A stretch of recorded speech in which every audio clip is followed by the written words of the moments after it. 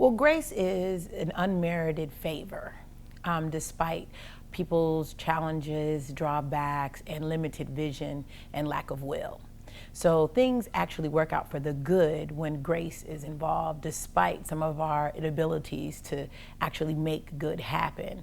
And I think that grace is actually a great way to address the age of Aquarius, which is supposed to be the age of peace.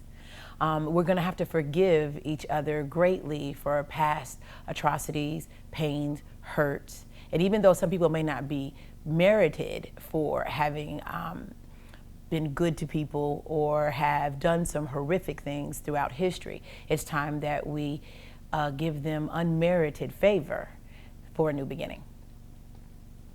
I think African Americans show grace through it all. For instance, people like to call the youth and what's happening in Ferguson and what happened in Baltimore as the thugs, or these kids are wayward, and that they actually are kind of some type of bad people for what they're doing. But notice,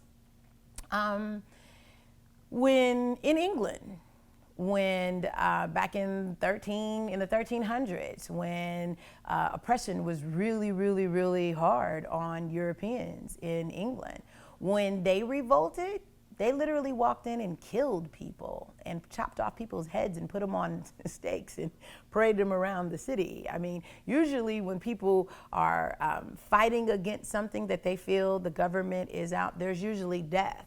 I think Black people show grace every time when they burn a car instead of killing someone, when they burn down a building instead of actually going into a church and killing a whole bunch of white people for their anger. I mean, this guy who came into the South Carolina church, he said that Black people were raping, they're raping his people, and that we were trying to take over the world, right? So what does he do? He goes and he kills Black people.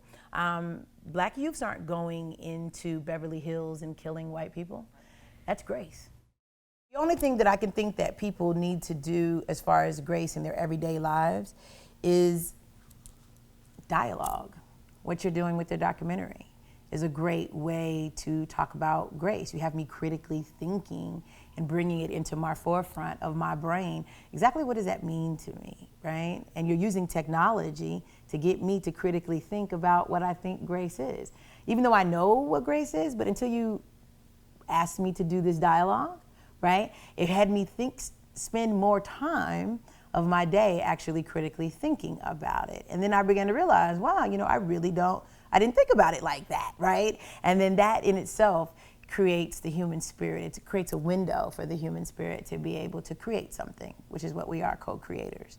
So I think that what you're doing, dialogue, is probably another more powerful piece to activate the mind and begin to make people realize, the life I'm living, is this really what I want?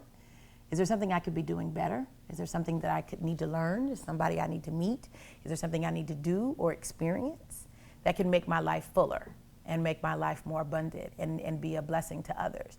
And if I don't have anybody to dialogue with, if I don't have anybody to kind of flush out my thoughts critically, then yeah, technology will be a problem for us, and it will probably ruin humanity if we ever lose the ability, if the human beings ever lose their ability to to communicate and effectively our thoughts. I mean, that's what makes us human beings. If we lose the ability to spark imagination, then you lose hope. I mean, because what is hope, right? How does hope feel? What does it look like? Hope is nothing but imagination. And I need dialogue. I need knowledge. I need information in order to keep my brain moving. And if I don't have that, then yeah, such a people will never be free.